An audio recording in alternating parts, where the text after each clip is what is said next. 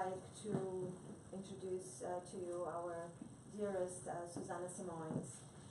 That is a great friend of ours that has been supporting our work in Chicago since the beginning and has visited us a few times, participated in the Spiritist seminar that we had here, and then at the event organized, the Spiritist Symposium, that was the event organized by the United States Spiritist Federation about 4 or 5 years ago, and then Suzana was here visiting for the last time 2 years ago.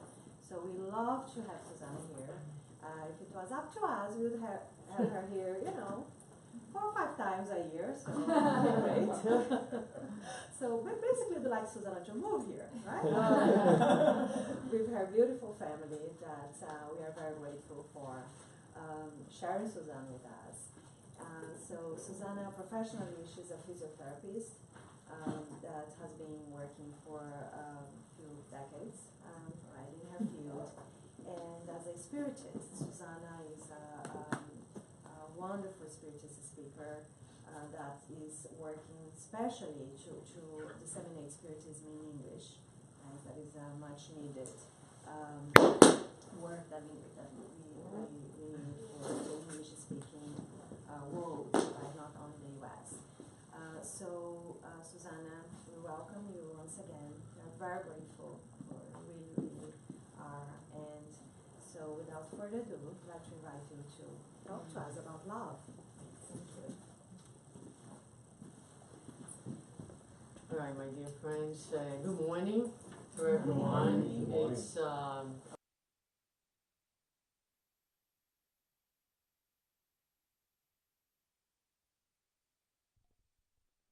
congratulations for the 10th anniversary of the Spirit Society of Chicago.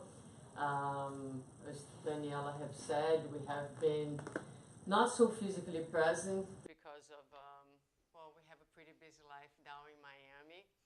But we have, cherished our friendship and really tried to support the group and had a really great experience being here 2 years ago. And I'm very happy to be here again. I was talking yesterday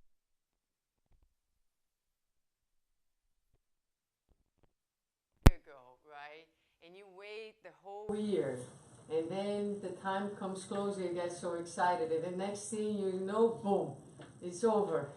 So it's so fast. So I'm trying to really stay present and cherish the moment and just enjoy being here with each one of you. So, all right.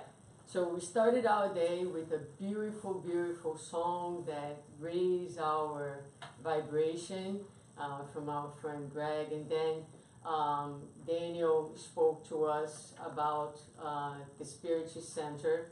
And during the Spirit's conversation, I did mention to you that perhaps one of the greatest challenges that we face in a Spiritist Center is the challenge of living with one another.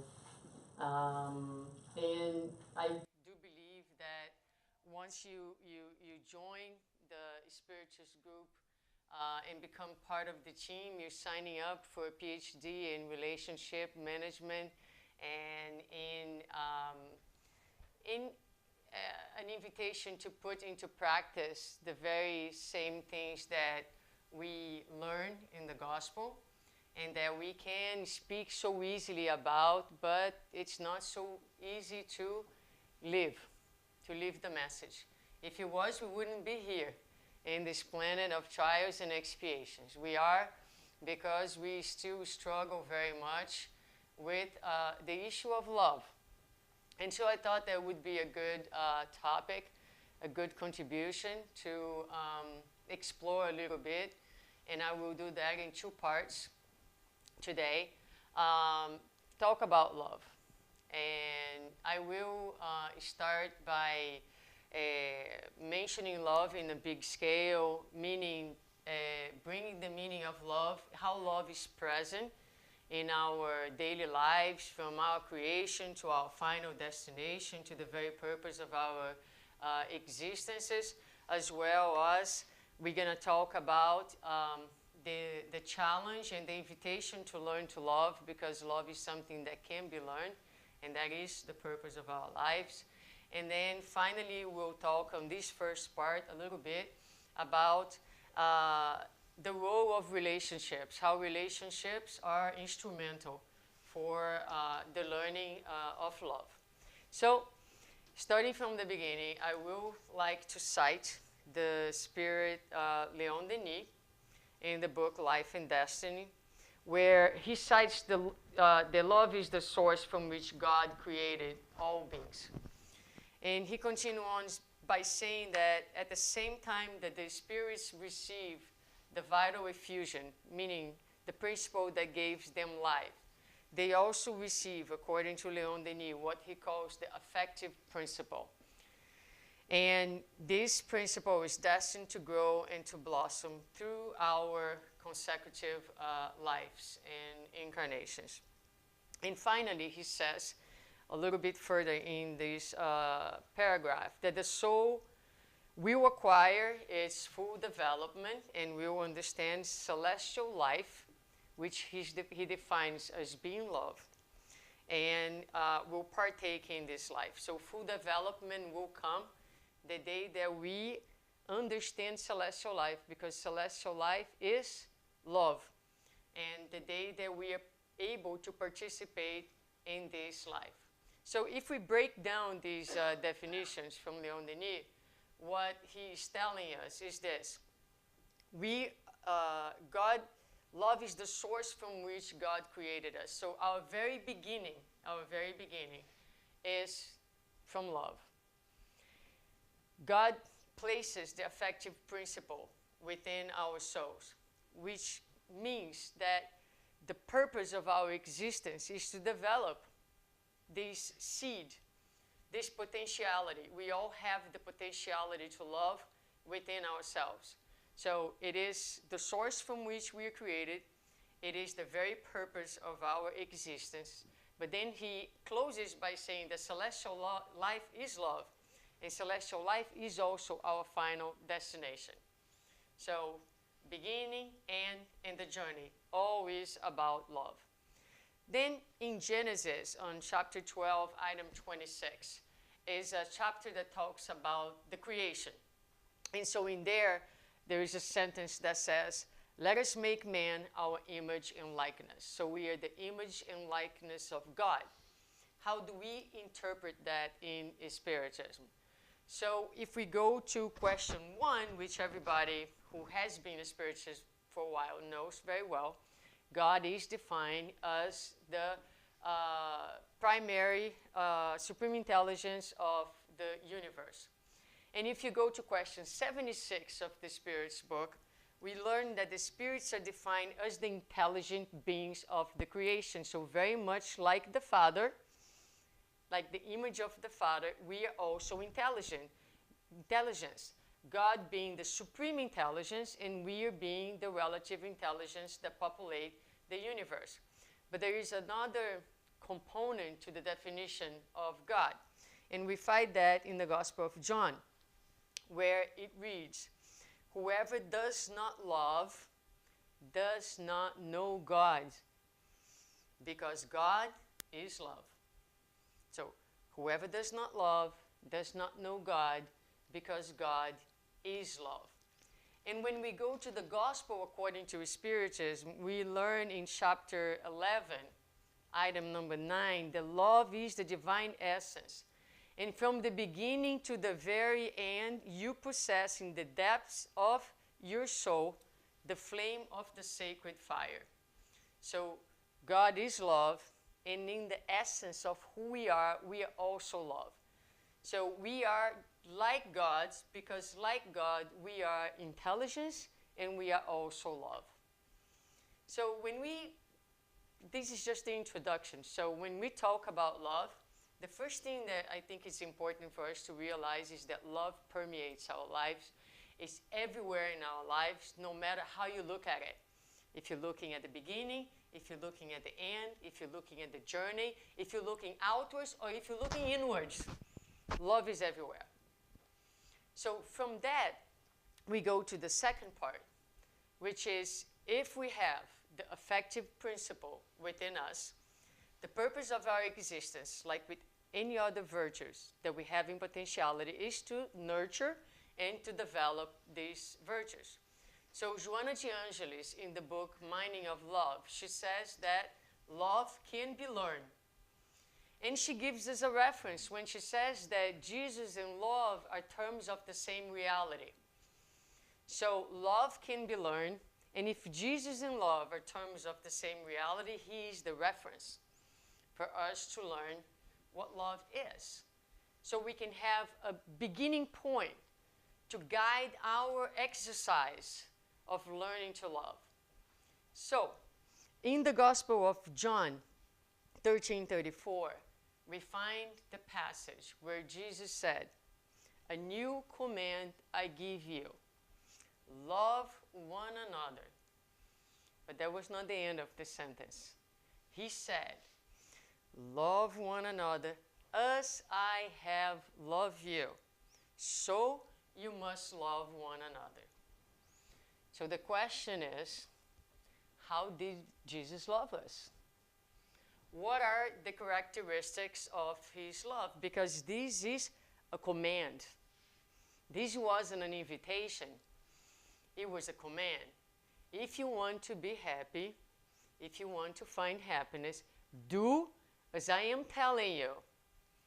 Love one another as I have loved you.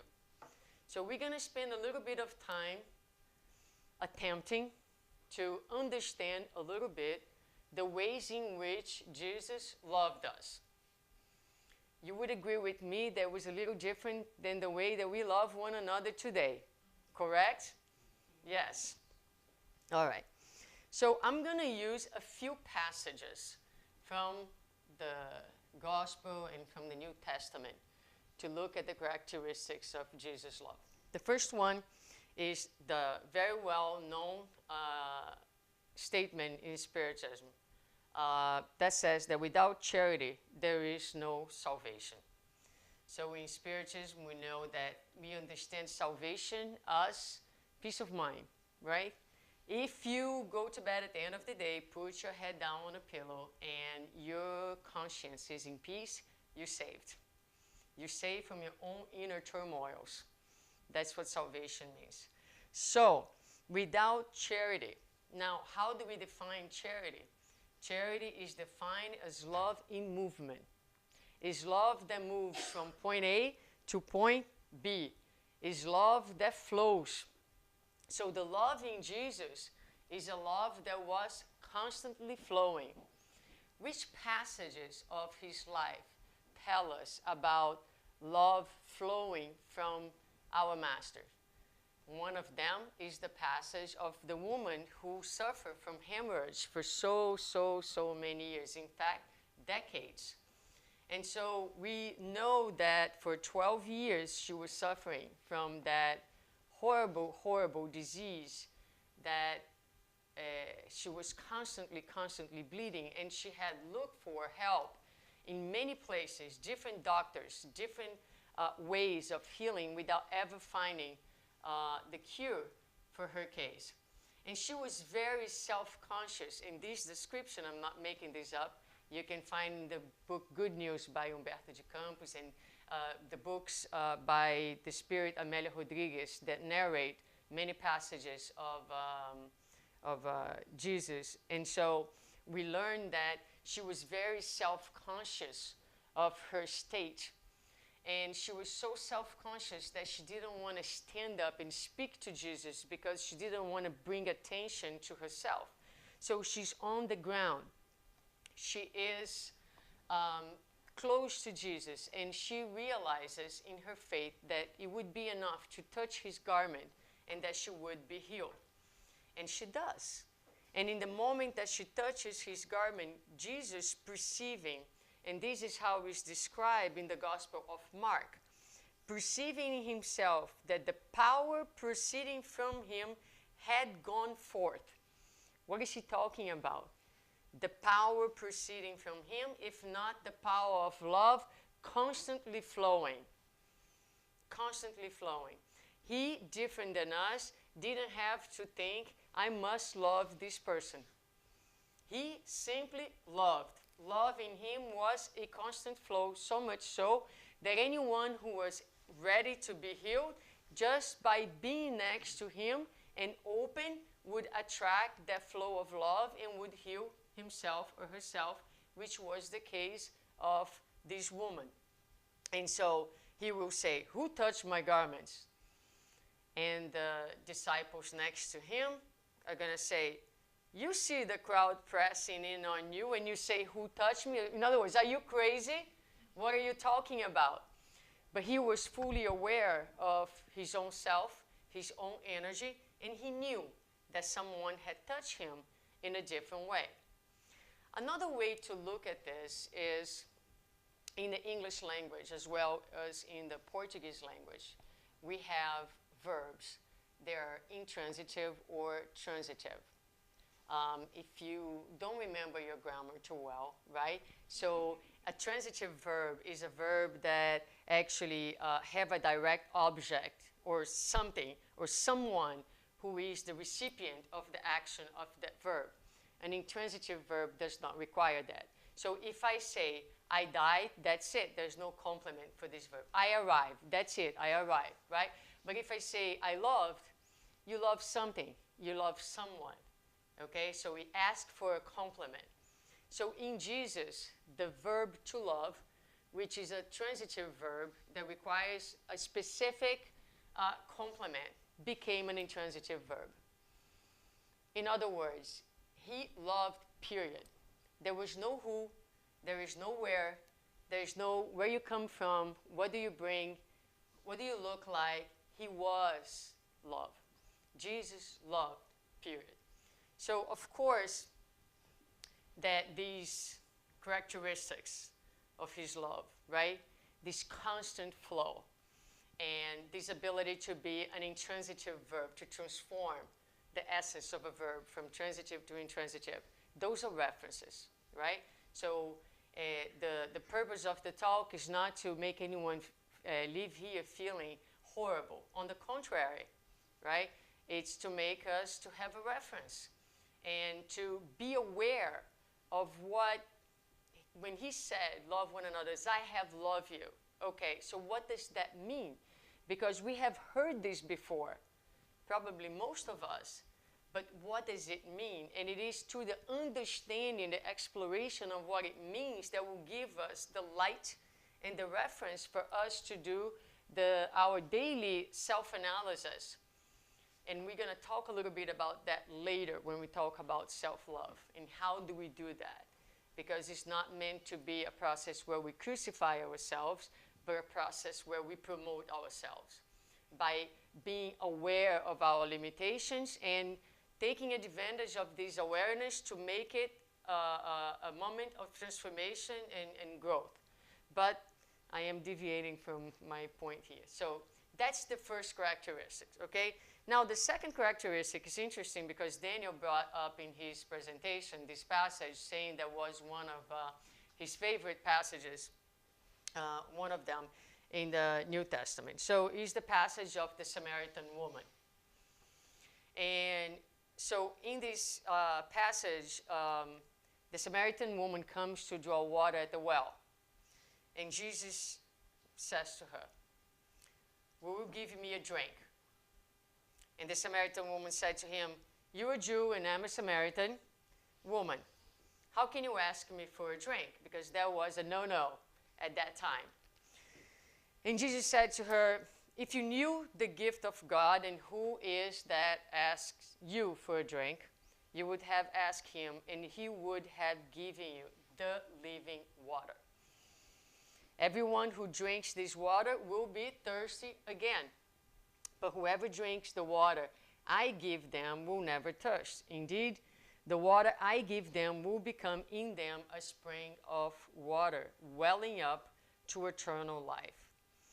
And, you know, what is the characteristic of the water? When we drink water, like to quench our thirst, we are dehydrated, like Daniel was saying.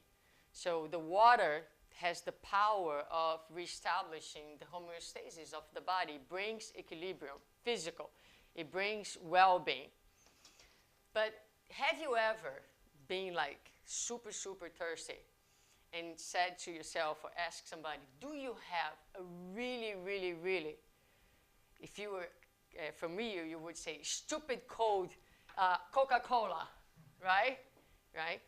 So, and you drink that Coca-Cola thinking and under the illusion that that thing is actually quenching your thirst, when in reality, we know that Coke dehydrates. Well, the Samaritan woman represents all of us. She's a representation of humanity who is thirsty, but thirsty for love. So the living water that he offers is love. And we are seeking for love in the wrong places. And we are seeking for love in limited wells where water is not flowing, where water is stagnated, or when in places where it looks like water, but it's not really water.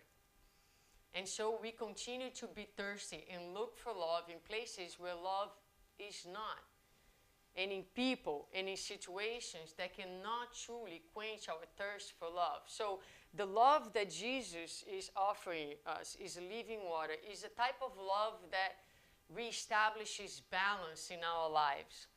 We can open a parenthesis here and just think for 1 second. Our loving relationships doesn't need to be a partnership. Any relationship where love is part of it. Is it bringing us peace, harmony, equilibrium? Because that's the love that he's offering us. But the love that we experience sometimes is very, very conflictual. The love that we experience sometimes is, it can be very close to hell, depending on the relationships. We call that love. People kill others and say that that was love. People abuse others and call that love. And it doesn't need to be that sick or that dysfunctional. A lot of times, in the name of love, we limit our loved ones' freedom. Our love is extremely possessive. At times it's very destructive. So, is that love? Joanna de Angelis says that this is our first attempts to love. Those are honorable exercises that we are doing to learn the true meaning of love one day. So, love is something that we learn. We have to start from somewhere. But my point is, what we call love today is far from being this love that Jesus is offering, that he calls the living water. But he also talks about the water I give them will become in them a spring of water welling up to eternal life. And so the Spirit Dias da Cruz, through the mediumship of André Moreira, has a little book that is precious, and it's called Pills of Love. The Pills of Trust has been translated to English. Pills of Love, not yet. But if you read Portuguese, it's a gem. So in any ways, in this book, the Spirit Dias da Cruz says, love is the natural structure that defines the being. Like a water table, nourishes the being from the deepest corners of the soul and arises in the form of blessed spring, creating life and eliminating the thirst of the creatures. So I read this in Portuguese, and I couldn't remember what was this water table. My geography, right? So I went back, I Googled, right? So someone, where to find the Spirit Center? In the same place you find everything else in these days. You Google it. So I Google it, and so it is layer of water in the innermost layers of our planet, right? So basically what Dias da Cruz is telling us is that love is the natural structure that defines the beings. It's like a water table. So we have in the depths of our soul this water table of love. It's us. It's our essence. It characterizes us, right? And it arises and it manifests in our personalities like a spring of water. what do we do? What do we do? We all are Samaritan women in a great, great need for love. This is a common denominator of our humanity. We all want to be loved. We all want to be seen. We all want to be recognized. We all want to be valued. We all want to be respected. All those things are children of love, right? Offsprings of love. So we all want that. And where do we go to find that? We put that expectation in our partners, that they will provide us the love, in our children. So there are many, many parents and children relationships that become very dysfunctional because the parents put their entire happiness on the shoulders of their children. And the day that the children become their own beings and start to think differently and differ, then they are in big trouble. Because no one can provide us the love that we crave for, because it lies within ourselves. It's in us. We have, as it says here, a water table. This is the words of Jesus da Cruz, and Jesus told us that the love that he gives us, right, will become in us this spring of water that will well up to eternal life. So that could be, we could talk a little bit about how do we connect and how do we find the way to the waterbed within ourselves. But that's another talk.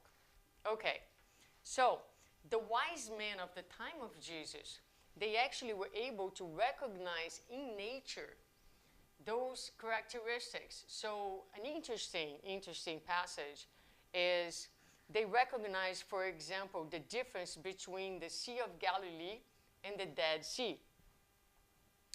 They received these names for a reason. So both of these seas, that weren't really seas at the time, right, but they thought they were seas, they were fed by the same river, the Jordan River that came from the north.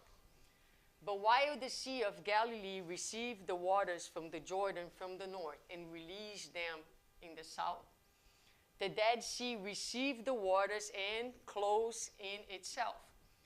So one river was alive, one sea was alive, and the other sea was called the Dead Sea. Because love, when flows, brings life. Brings life to the one who experiences it, and brings life to the lives of all the people who are in your way. The other characteristic of Jesus' love is that it was very welcoming and accepting. So if we take this idea of the spring of the river, right? The river doesn't ask, who are you who came to collect water? The river is available. The water is available to anyone and to everyone. But sometimes we pass by the river, the creek, or whatever, and we like to throw little stones inside the water. And what does the water do? The water embraces that stone and continues to flow.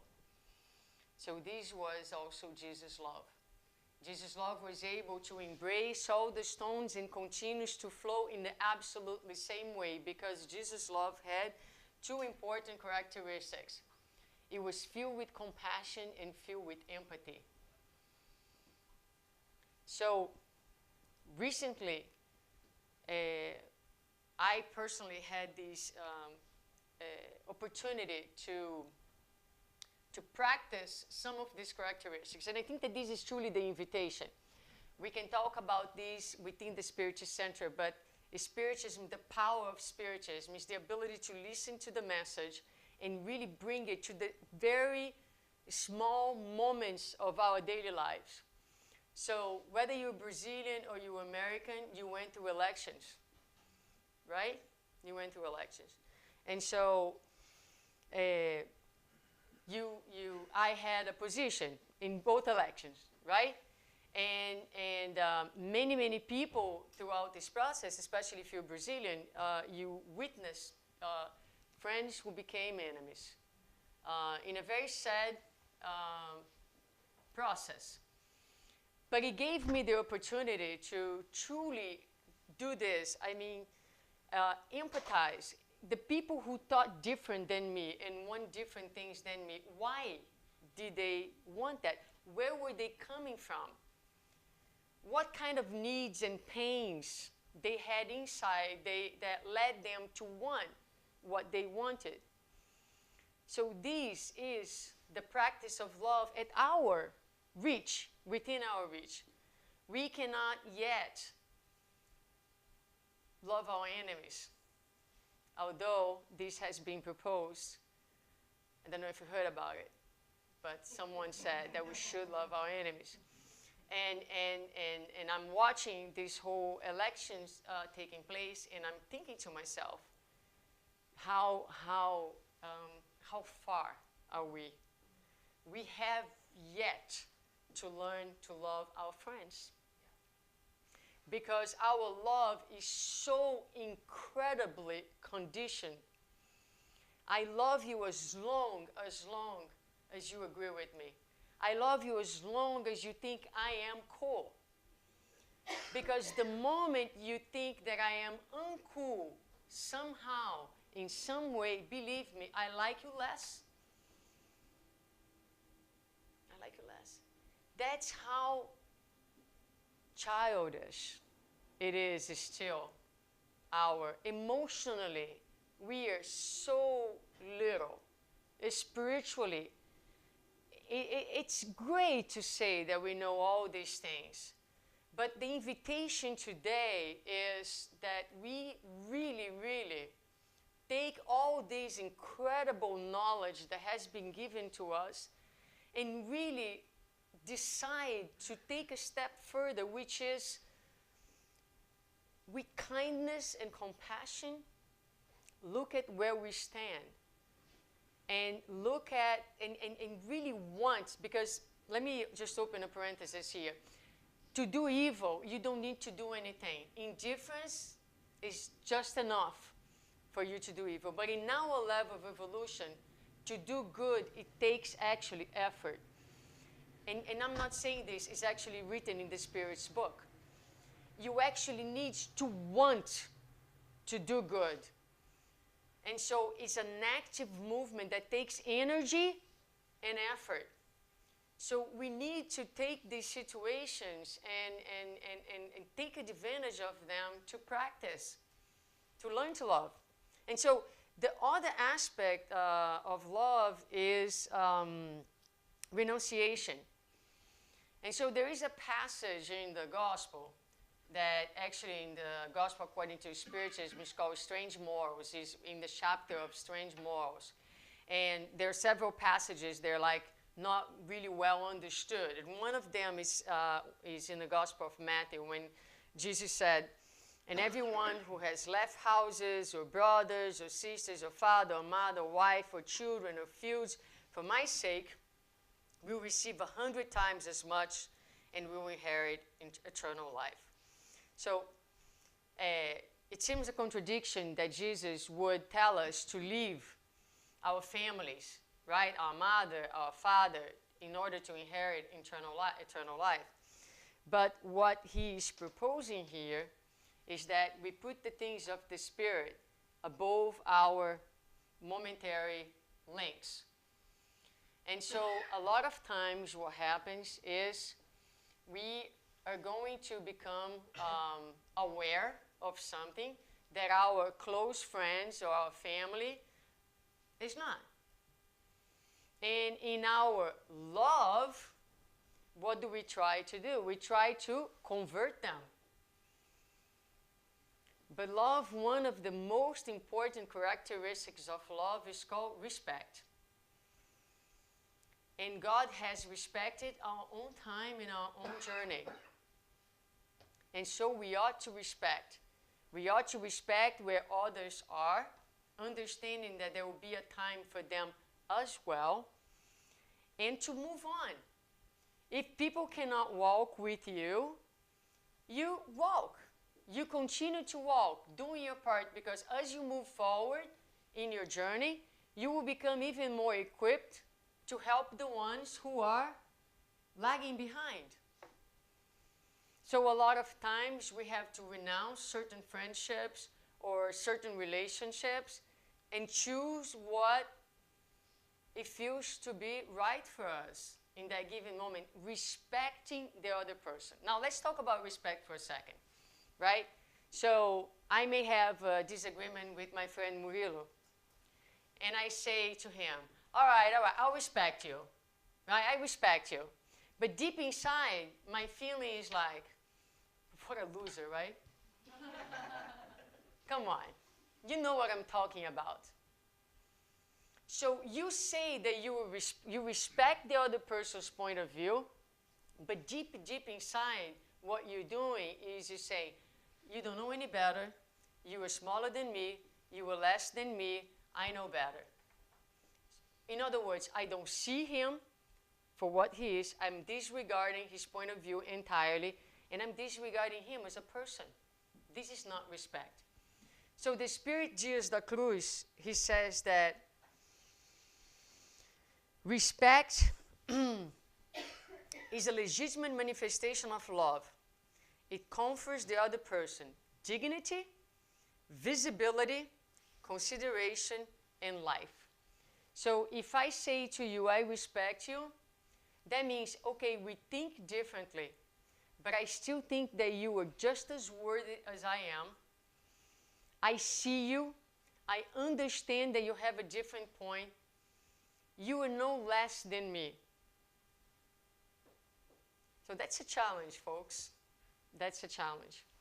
To have someone who thinks so drastically different than you and still see that person for the divine being that he or she is and confers to that person their value. See him or her in the same level that you are. So love is a legitimate, respect is a legitimate manifestation of love. So that's another characteristic of the way that Jesus, he never violated us, right? He invited. He showed the path. But he never, and God does not do that to us either.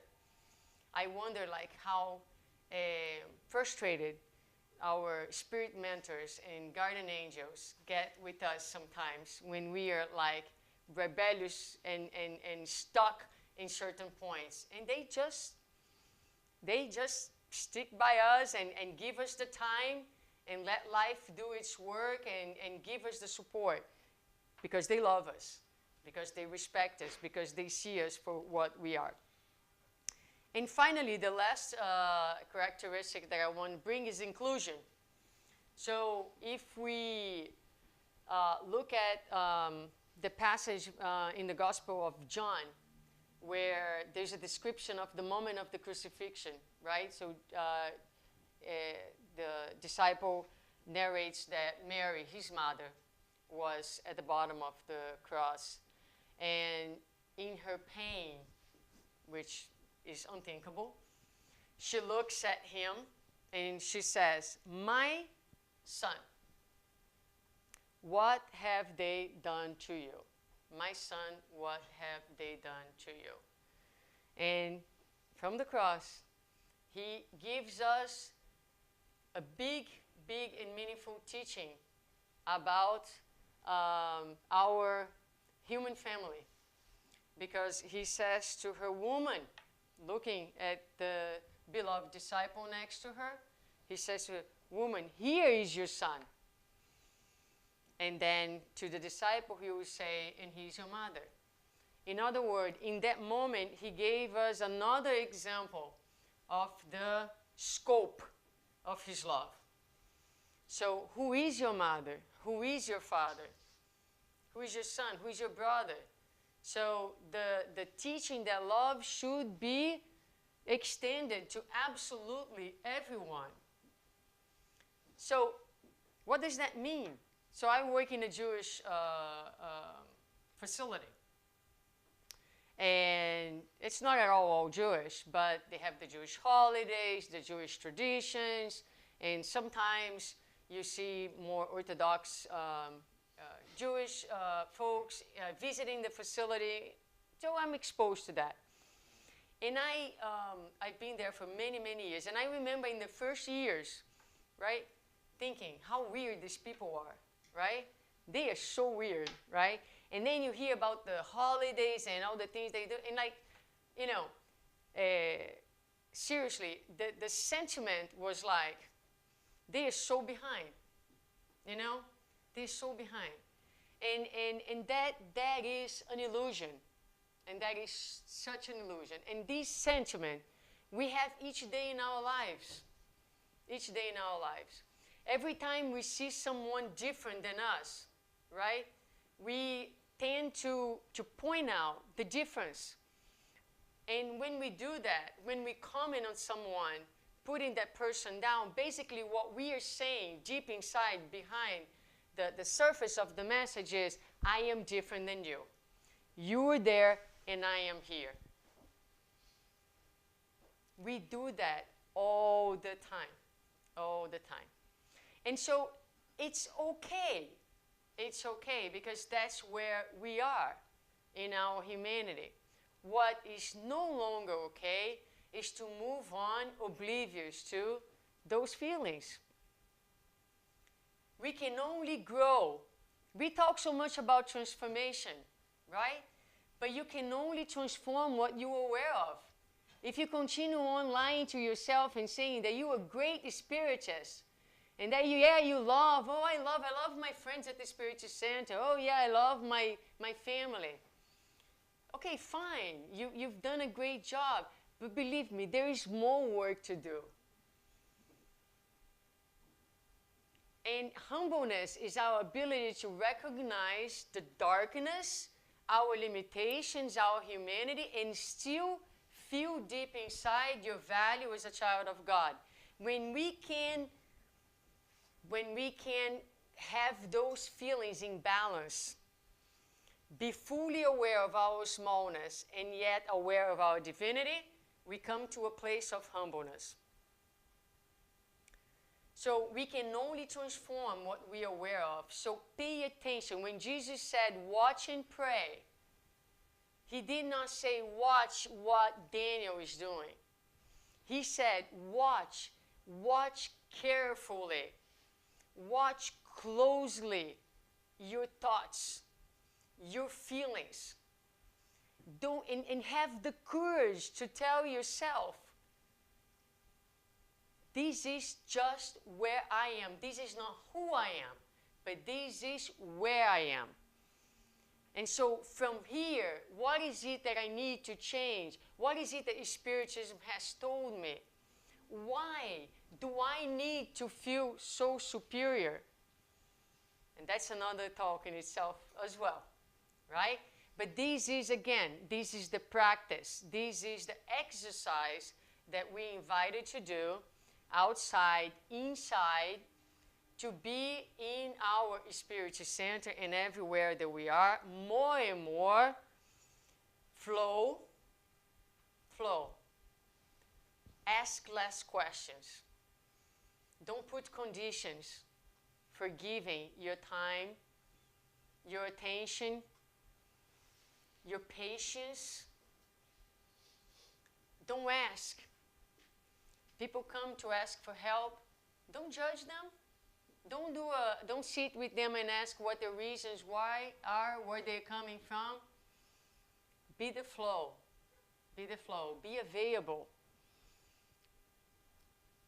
Their motives, their road, they walk. You didn't walk their shoes. You don't know what they have been through. How can you judge one's pain? So just be there. Become more available to one another. Put the judgment aside and be the flow. Can we be a little bit more of intransitive verbs? Right? Can our relationships be such that the love that we share quench our thirst, nourishes us? Can we learn to renounce sometimes to our points of view and prioritize our friendships? Because it's more important to be friends than to be right. Can we practice respect? And can we be more inclusive? This is a very tricky experience. Look, I was at the airport, I don't know, I've been to the airport many times this year. So one of these days I was at the airport and I saw a person passing by. It was a guy who looked like a girl. In fact, I couldn't tell if it was a boy or a girl. And I was like, you know, that's another talk, right? The gender talk. But the gender is something that is really important in our society because everything that we do is guided by gender. It's such an important concept that if someone is pregnant, the very, very, very first thing that you ask that person is it a boy or a girl, right? So when you see someone and you cannot tell what the gender of the person is, you're very disturbed. I don't know, I was, right? And so, and in that feeling, I felt immediately within myself, this person is so different than me. Now, if you know a little bit about me, you know that I'm involved in many, many talks about sexuality and gender and that. But one thing is to talk, and the other thing is where you are. And again, you know, I could have just passed by that feeling, pay no attention, get back to answering my emails. One of the biggest problems in our society today is that we are constantly doing something, so there's no windows to pay attention to what we are feeling. We are so busy that there is no room to get to know who we are. Because when you're constantly connected outwards, it leaves no room to connect inwards. So it's important to take advantage of these feelings and just say, look, I even smile myself. I'm like, oh my God, you know, how many talks have I done about gender, about sexuality? And yet here I am, dealing with my own humanity and feeling that this guy is so different than me. But it gave me an opportunity. It gave me an opportunity to do the work. So that's what love is. That's what the Spiritism asks from us, right? No one is going to leave here trying to be Jesus Christ. Just try to be you a little bit more loving, 1 minute after another minute. And that's all that the good spirits expect from us. That we are committed to do our work of loving and growing. And I'm going to use my last 5-10 minutes to talk about then the biggest opportunity to learn love. So, we have in Spiritism 2 big laws that help us with this process. One of them is the law of reincarnation, right? That puts us in, makes us go through different positions within our family and in the course of our lives. And also the law of society that puts us together. So we are incomplete. We can only survive if we stick to one another. So we are forced to live with one another because so God is so incredibly intelligent that you know, just put us in this way, and then we need one another in order to survive. But the Spirit Emmanuel in the book The Consoler has a part that he talks about love. And he says that love is at essence in all the activities of our families and our societies. But the union of two beings, is the sacred point where love exists. And it's a reference for this unique law that guides the universe.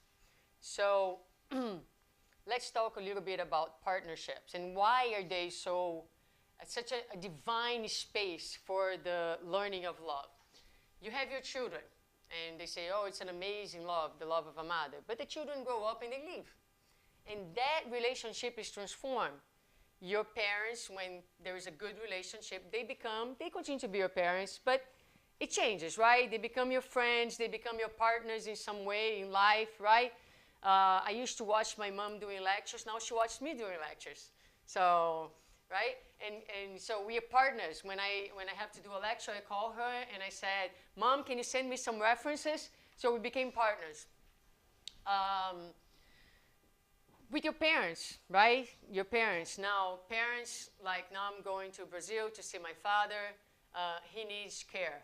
He used to take care of me. Now so it changes the nature of the relationship. But your spouse is someone that you choose to do the exercise of love, right? And let me tell you something about marriage and about dating and about falling in love. When you meet someone and you fall in love, you enter one of the most well-known obsessive processes called fascination, right? So the person, you meet someone, and 3 months later, literally 3 months later, you're posting on Facebook for the entire world to know that you met the love of your life. It freaks me out every time I see that. I was like, oh my God, right? 3 months, the person. That's fascination. You gotta agree with me, right? Because at 3 months, you don't know anything about the other person. I don't care how many hours you're spending with that person. Then you enter the greatest, most efficient disobsession process. You married. There is nothing like it. Nothing like it, right? And then you were truly, truly invited to learn to love. I have a very unique experience because being gay, in 2001, I got married at a church in Miami, but marriage wasn't legal yet in this country. I had been with my partner at that time for 3 years. Not 3 months, 3 years. So we got married. In 2005, marriage became legal and we had another ceremony. And I like to share this because it's a real story and it's a real experience of love. Not that I learned how to love, I'm also learning to love. But when I, in 2001, said that I love her and I want to be with her, it was a very, very different experience in 2015. I was moved to say during my marriage ceremony that I was marrying someone who I truly loved because for so many years we had been together. And I had the possibility to see her for who she truly is, in her humanity, in her very, very bad days, very, very difficult days. But marriage and love is that place that you come, that you look at the other, and although you see that the other is human and incomplete, you also learn to appreciate and to respect, truly respect, the person for who she is and for what she brings. And thankfully, she decided to marry me again, which I'm very, very thankful for, because I'm not easy. I really am not. You know, I have days where I come home so tired, I'm in a bad mood, I don't want to talk to anyone. We have 2 kids, and if you have kids, you know that raising kids together, it's a huge challenge because one have one upbringing, the other one have the other upbringing. She's a psychologist, very, very complicated. Because psychologists have a psychological explanation for everything, and it's hard to argue with that. You know what I mean? So sometimes I just want to be acting a little unpsychological ways. So it's tough. It's tough. But it gives us this space for love to flow, right? More and more to be available, to be flowing in the direction of other. And I like to think of love as a paddleboard game, right? So I grew up in Rio. That's Christ right there. I'm back playing paddleball, right? So I take my son to play paddleball for the first time, and he, who is a very competitive boy, very athletic boy, he looks at me and he says, "Mommy," or in Portuguese, "Mamãe," as he speaks, "Mamãe, who wins this game?" And I say to him, "No one wins this game. This is a very special game. Here's what we do. We win together. The longer we can keep this ball going, the better we will be. Now, in order to do that, I will stretch from here, you stretch from there, you jump, you run. We're doing this together to keep the ball up. So marriage is about keeping that ball going. It's not about one winning over the other. It's about the relationship winning at the very end of the day. So it is this incredible, incredible space to experience all these characteristics of love that Jesus, and to start learning.